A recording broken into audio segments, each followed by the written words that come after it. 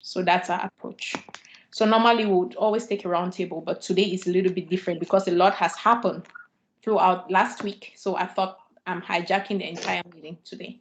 Then people can ask questions later if they have them, if we still have time.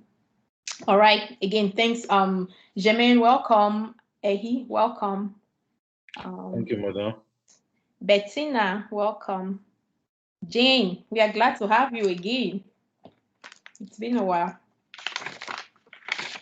All right. So I just have some few 10 points first that I'd like us to go over, just to make sure that we all are on the same page. And I decided to come up with these 10 points based on all what happened last week, in the background individually. So I thought I should give a general feedback so that it will benefit everyone.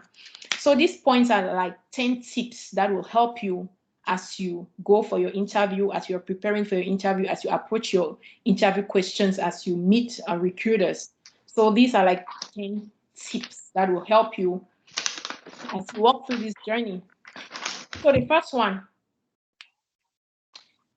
I just want you all to know that based on my experience in helping people throughout this journey, the statistics is that people will normally go through at least 5 interviews sessions, before they land their first job. That's the statistics.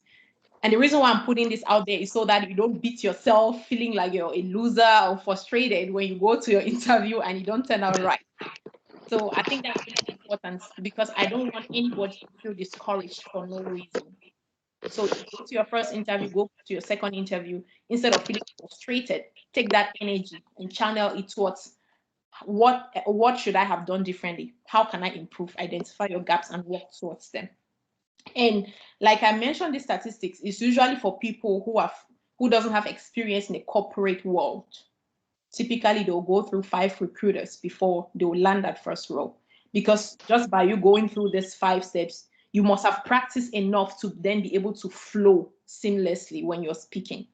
And then for people who already have corporate experience or they have a strong project management background, they'll typically go through 2 interviews, 2 different recruiters. They will land that job. That's based on my experience. So I just want to put that out there so that don't feel bad about anything as you go for interviews. But now the problem is if you're coming back, you're not using that experience you're not making lemonade out of the lemon you got. That's where the problem is. So be sure that you're taking advantage of whatever you learned from that interview. Secondly, okay, so you want to be able to distinguish the kinds of questions. You must understand the difference between a standard question that needs you to only describe.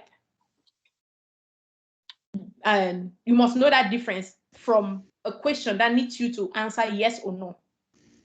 And thirdly, you must know the kind of question, a scenario question that needs you to tell a story. You don't want to go say yes or no to a question that needs you to tell a story. And when I'm talking about telling a story, it's a kind of question that you need to give at least 1 or 2 specific examples. And again, you need to know the difference between a question where you have to tell a story and a question where you just have to give a description of it, how the thing would normally work, not necessarily giving a specific scenario example. For example, if they ask you that, what happens during sprints, during backlog refinement? What kind of question is that?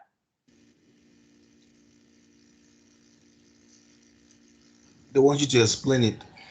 Good. You just need to explain it. You don't need to try to identify, to start giving examples on a particular story. What kind of story can you tell about your understanding of refinement? Yeah, that already will just throw you off your feet. And once you are thrown off your feet, you become nervous. That's not healthy.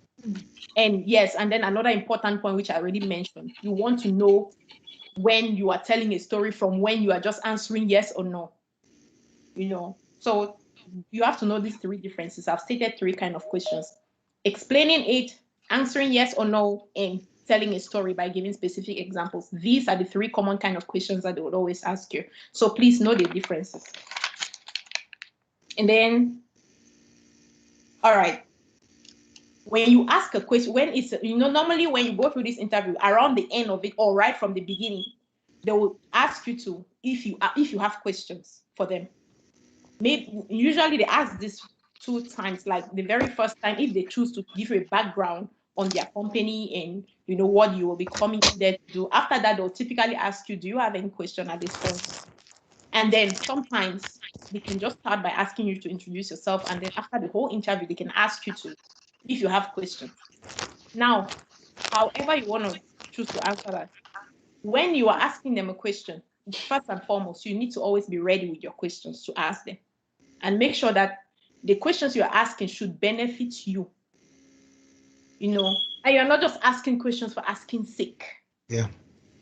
Asking a question is an opportunity for you to continue to sell yourself.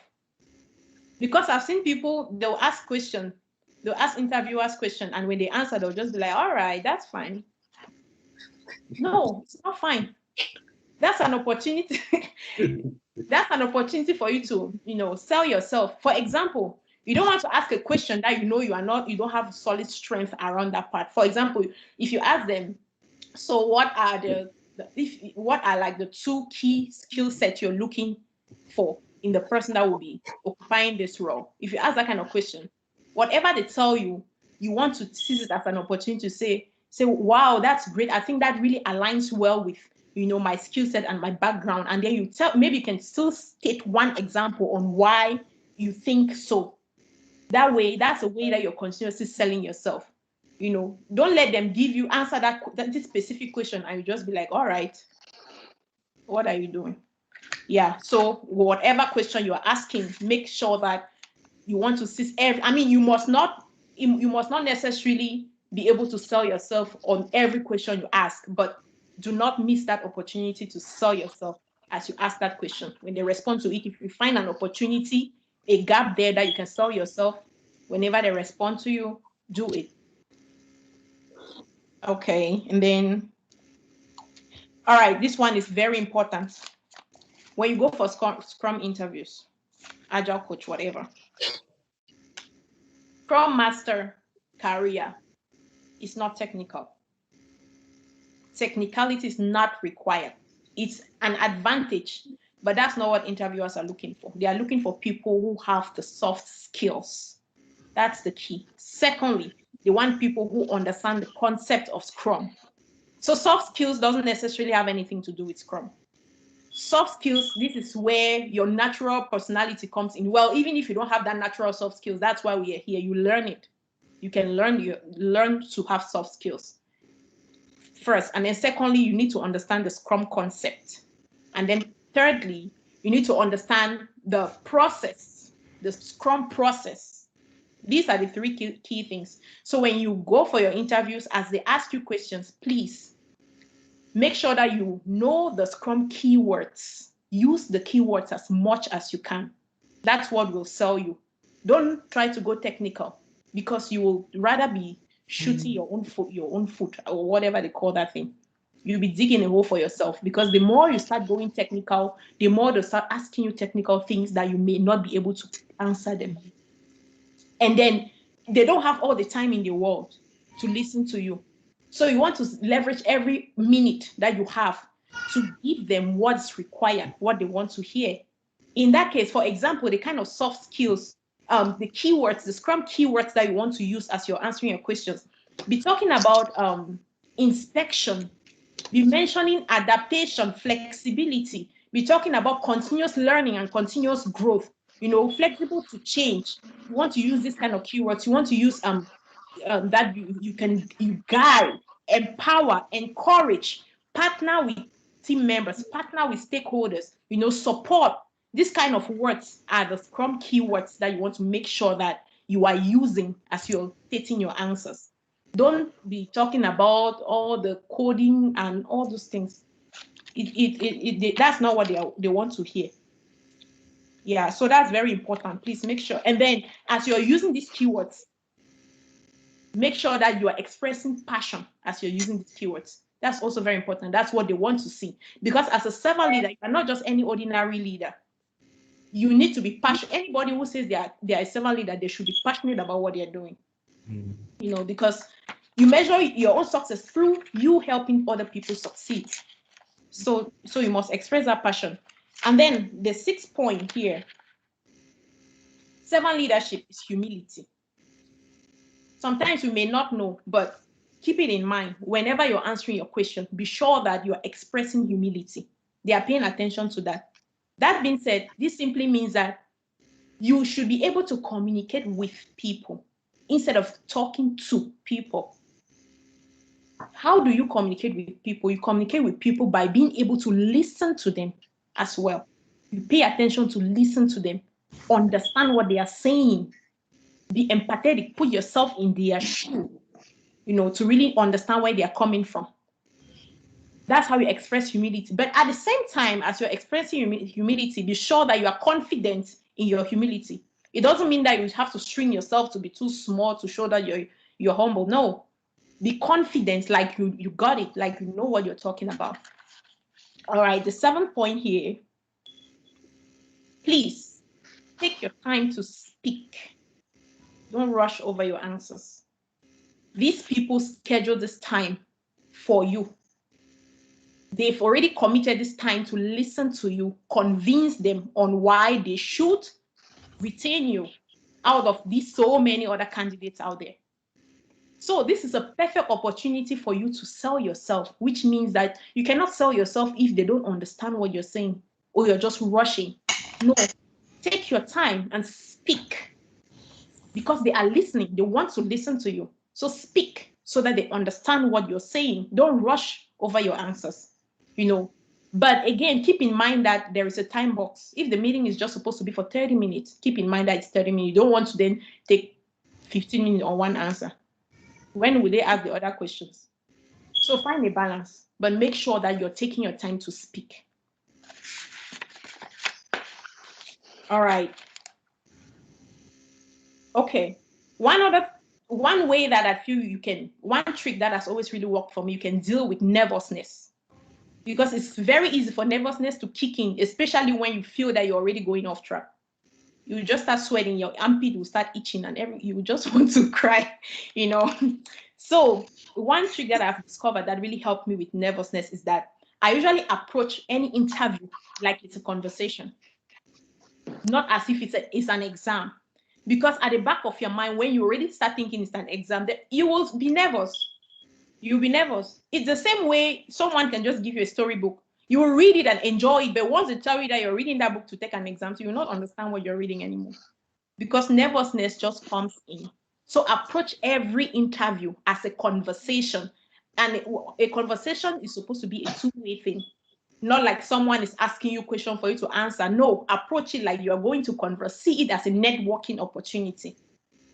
Not as an exam that I have to go sit and someone is questioning me and I need to provide the best answer whatsoever. Yes, you have to do that, but approach it like it's a conversation. It's very important. Okay. Now, when interviewers are talking to you, pay attention. Listen to them. Don't speak while they are speaking, meaning that don't overlap the words. You don't try to speak over people. Take your time, let them land, because listening in Agile is key, is very important. You have to be a level 3 listener. I'm not sure if you understand the different levels of listening in Agile. You have to be a level 3 listener. And if you say that you are one and you are not even able to let your interviewer speak, then what are you doing? So be patient, calm down, let them speak, and be sure that you understand them. You don't also want to keep asking, please come again, please come again. It's not good. It doesn't mean that if you don't understand, don't ask, but you don't want to overdo it. And because there was a situation where they asked someone a question, the person was talking something that is not even related to the question they asked. And I believe that was because the person wasn't even listening, did not pay attention, focus, and listen to what the interviewer was asking. So it's very important. Okay, now this is the last one. I feel like we all here, we are getting overwhelmed already because of too much information. I feel that people are already getting overwhelmed because of too much information. So the recommendation I have for you is that, look, all these questions that we are discussing in this class are questions that you hardly ever miss during interviews. They are most of the majority are the questions that you will face. So please prioritize the things that we are discussing here to make sure that you can reproduce them, which simply means that you have to practice them and be able to speak them even in your sleep before you go and start looking for extra questions or extra things and all that. Because at the end of the day, you will just have so much, and then you will not be able to be really solid when you're speaking, when you're giving your answers.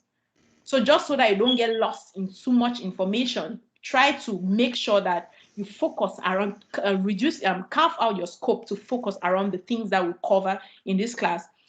Again, we have all these interview materials, real life interview sessions. Try to make sure that you understand them, be able to reproduce them. Again, keep in mind that you can always use your own examples. You mustn't necessarily use my examples, but be sure that I want to reproduce them, especially around tell me about yourself. There's no way you will not face this question. And if you are not able to just say it seamlessly, then that's a problem. So please be able to, reproduce these things we are talking here, and then you can now go out to look for other things to add to that. That will be it. Any question before we start answering questions?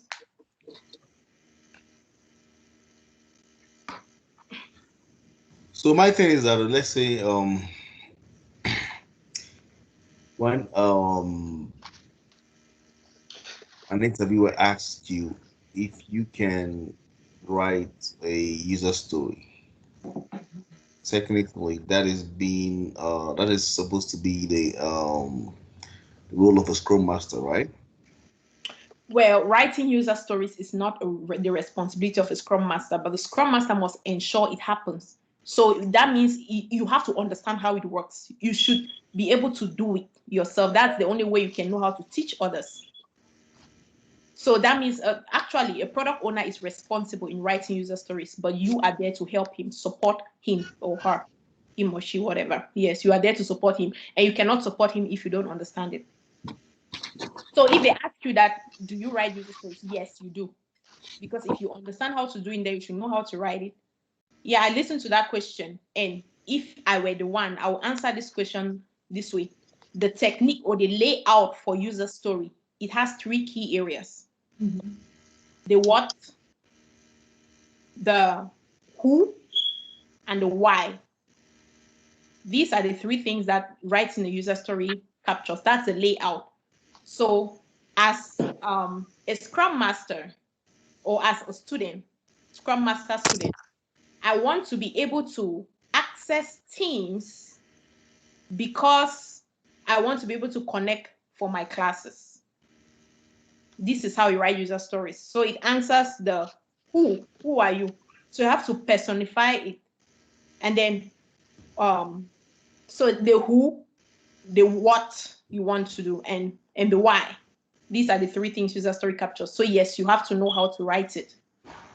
But it's not your job to write it. But if an interviewer asks you, say yes, you write user stories, but you usually help your PO to write user stories. You help the team to come up with user stories as required, because there'll be some times when skills is or staff, we are short staff, so to help, because at the end of the day, you all are working towards a common goal. Mm-hmm. So if you should do that in order to help you people meet your goal, then you have to do it. All right, now let's talk about any other questions before we start talking about our questions. And they also the acceptance layout as well. Okay, it's not your responsibility to write acceptance criteria. It's not your responsibility. It's the responsibility of the PO. And the PO comes up with this information by communicating with the customers or the stakeholders to know what's required as acceptance criteria, to understand what the customers really want. That's what the information the PO uses to set as acceptance criteria. But your own responsibility is to ensure that he writes the acceptance criteria. Okay. Yeah, that's how you support the PO. And we'll see that more as we talk about refinement or how you support the PO. All right, let's go into our plan for today. I'm trying to go to the questions here. In terms of the acceptance criteria, especially when the development team has now broken down the user story into tasks. Are they allowed to write acceptance criteria based on the task that they will be working on? No, you can write. They write acceptance criteria at story level, not at task level. So you have to understand what the acceptance criteria is at story level. And then you go ahead now and break your stories into tasks. So the development team member can do that too, right? Yeah, they can do that if they understand the product well. Because sometimes you have these team leads that are really communicating with the customers, and they usually act like backup for the PO, you know. So again, writing of acceptance criteria is the PO is accountable for that, but he can direct anyone to do it, but hardly ever the Scrum Master. So typically in a team, you would have, like in a team that has business analysts, systems analysts, most of the time they are the ones doing this work because they collaborate closely with customers and PO. Their job is to elicit requirements, and acceptance criteria is part of requirement elicitation. So they do that, but the PO makes sure that it's done well. Simply means the PO is accountable for it. All right. So, okay, what do you do during refinement session?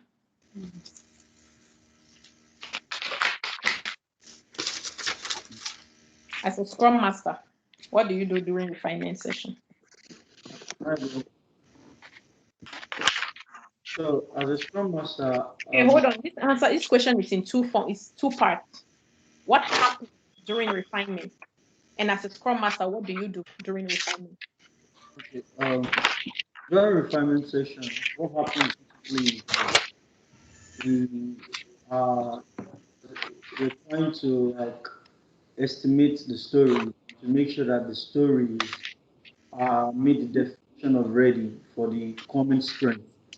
And the way we ensure that is, by the development team, talking about the technicalities of the stories and the understanding them. You do the refinement as well of the stories for you to be able to get the story pointing using, those other techniques like the planning poker, Bonacci sequence or whatever to estimate the story. Aside that, it's an opportunity. It's optional that the development team break some of the user stories into tasks before, it's not necessary that they have to do it then. They could do it during the sprint planning as well before the beginning of the next sprint. So as a Scrum Master, it is your duty to facilitate that event and to make sure that there's proper communication between like the product owner who has a vision of the story of what the minimum viable product he or she wants them to deliver at the end of the sprint, as well as the development team that has the technical expertise and of what they will be doing on the product. So that way, the story can be properly estimated, and then making sure that the acceptance criteria, the story meet with the definition of done before moving them into the sprint. Okay. Thank you. Who else has anything to add? Esosa. Oh, Okay, and Neka, you were speaking. okay. Please go ahead. For me, what I understood when you said, "What do you do during the refinement?" You like explaining, like Kingsley said. So I said, "This is when the Scrum team come together, once pets and springtime, to have our refinement meeting, to make the product owner shares what the product backlog item, the PI, needs to be refined on, and the whole team discusses the issues on ground and how to go about things." Okay, thank you very much. Anything else? Um, can I go? Come in, please. Yeah. So during the refinement meeting, the Scrum Master meets with the product owner to make sure that the stories are the stories follow the invest criteria, that are independent, they are negotiable, they are estimatable, they are small enough, and they can be tested. So So it makes sure that the stories are broken and they're very independent. In fact, they follow that criteria, and he makes sure that each story has enough material for the team to work on. So if any of the stories is missing some information, that's an opportunity to give the product owner some time to. We are going to end here today. Thank you for listening to this session. I hope this was helpful, and I hope you were able to grab something from it today. Please, if you have any concerns, any comments, please make use of the comment section. Don't also forget to like, share, click that subscription button if you haven't already, so that you will stay in sync with our weekly content. Thank you once again, and I look forward to talking with you next week. Bye.